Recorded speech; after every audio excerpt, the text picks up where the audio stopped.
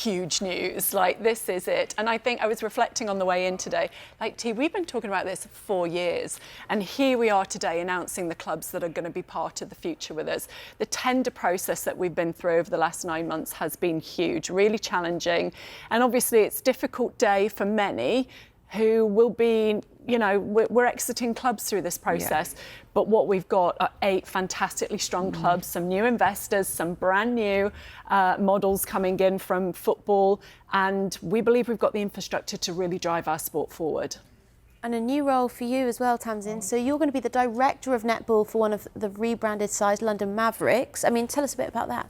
Yeah, well, it's fantastic. Obviously, Claire's talked about this sort of new process and how clubs have come to the forefront and what we're trying to push as new franchises and clubs. And London Mavericks taking that role on with female investors wanting to do things bigger and better than ever before. I've been involved in what was Saracens Mavericks for the last couple of years as a consultancy and strategic role, and now it's kind of get in, get your hands dirty and be at the forefront of building something that I believe is truly special and something we've been wanting to do for such a long time, and now is the right time to do it. I mean, the big headline in terms of the new clubs in the league are Nottingham Forest Netball, which will be owned and managed by the Premier League football team.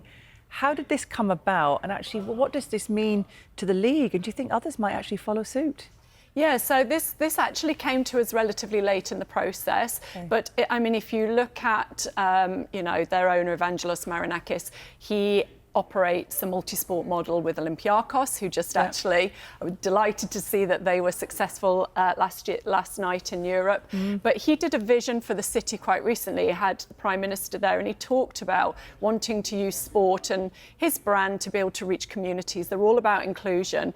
And so when this was presented to them as a proposition, he thought, we're bought into the vision, we'll play every single game at Motorpoint Arena, we will create a thriving, successful, elite proposition on the court, but we will also use that to leverage engagement across communities and to get more people active and to empower women and girls through sport. So I love what they're bringing, but I also love the doors that this is going to open, because the eyeballs that are on Nottingham Forest, on football, well, hopefully some of those eyeballs are going to turn to our sport now. I mean, when we talk about your sport, obviously, Tamsin, you've been playing and coaching for years, but does that Premier League involvement, what does that tell you about how far netball's come?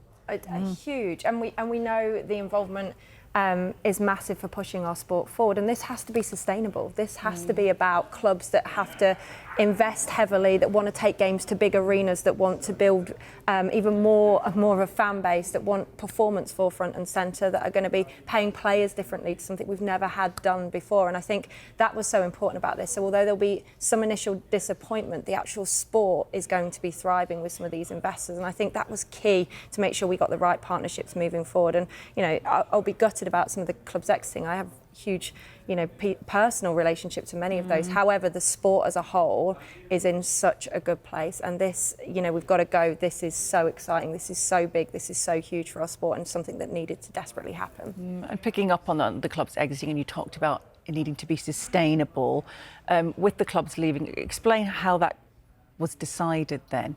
So everyone went through a tender process, and part of that tender process was existing clubs actually assessing whether they could meet the new standards. So we set out with expected operating standards. We know we've got lots of different models in there, but you know, we needed to drive advancements and enhancements on and off the court. So really looking at investment levels, infrastructure, arenas, programme.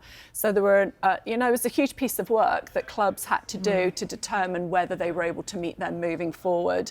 And ultimately not all clubs who are with us at the moment could do that. So we've, you know, we keep saying it's difficult decisions, but we have to make the right decisions. We're doing this on our own. Like, we are women's sport. We do not have somebody writing the huge checks. So this is about us working really smart to get our product right. We talk transformational, but sustainable. And so through these clubs, as T said, we can build a great fantainment product that is going to drive the commercial value of our sport and allow us to reinvest back as we go on this journey. I mean, we talk about investment and we've talked about the Premier League interest, but what about also the female investors getting involved? I mean, what is it? It seems silly to say what is it they found attractive, because obviously there's so many things, but talk to us about the kind of their involvement and getting behind the sport. Yeah, well, finally, to talk about investing into women's sport is a credible conversation, and that's taken a really long time. What we've had to work through is that measuring success in female sports has to be done through a different lens. Like, we don't have the same ROI, but that impact is huge. And also, where we are in our journey and the projected value of women's sport in the future, it's a great investment. I've always said I want more females, I want more women getting behind either writing the checks or sitting on the boards and influencing sport. You know, that's where we really make change. So through this, we've got obviously Lucy Ray and Olivia Hall taking on London Mavericks, which is fantastic. We've got Alison backing Birmingham Panthers, bringing new investors and driving a huge vision for the West Midlands. And so across all of this, we've got real powerhouse women bringing money and investment into our sport and creating more careers off the court as well. Because I've always said the reason why women's sport isn't where it is because we haven't operated it like businesses. We run sports, we are coaches and communities. Men's sport is run like business. So the more we can enhance the business acumen, skills and expertise around our clubs and our sport, the quicker we can grow. I mean, it will grow, as will player salaries as well. They'll increase significantly. Squad sizes as well are going to be capped at 10. So actually talent will be spread across the league. That's quite interesting. Explain what it all means to the players then.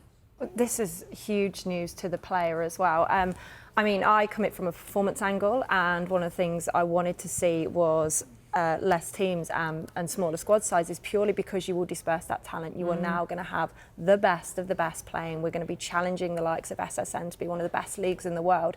You know, for the first time ever, we don't have as many of our full-time England Roses overseas. They're here. They're going to be playing in huge arenas for our fan base, which is incredible. That's who the kids want to see. They're the players you inspire and you want to be like as you grow up. So that is going to be absolutely huge. The salaries are going to increase. I think it's 60% up on the average salary, and the minimum salary is almost doubled. So this is such good news for those players who can start to transition into that professional era, and that's all we've ever wanted, to be able to be full-time athletes and showcase the sport in its best entirety.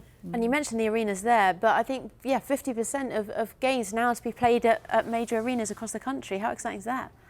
That's what we're building. It's that, and that's, I think, our absolute unique opportunity in our sport. Like, it's end-to-end action for 60 minutes. But I mean, we've got Manchester Thunder at the AO Arena playing Pulse on Sunday. They've sold just under 4,000 tickets. They've got a celebrity match beforehand. There'll be music, there'll be live acts, there'll be fashion. This is what we get to do and to create. But we know, again, looking at the data, and we always talk about this, whilst our sport is so big and we have a huge participation and membership base, we are predominantly women, and women still are not committing time and money consistently into being sports fans.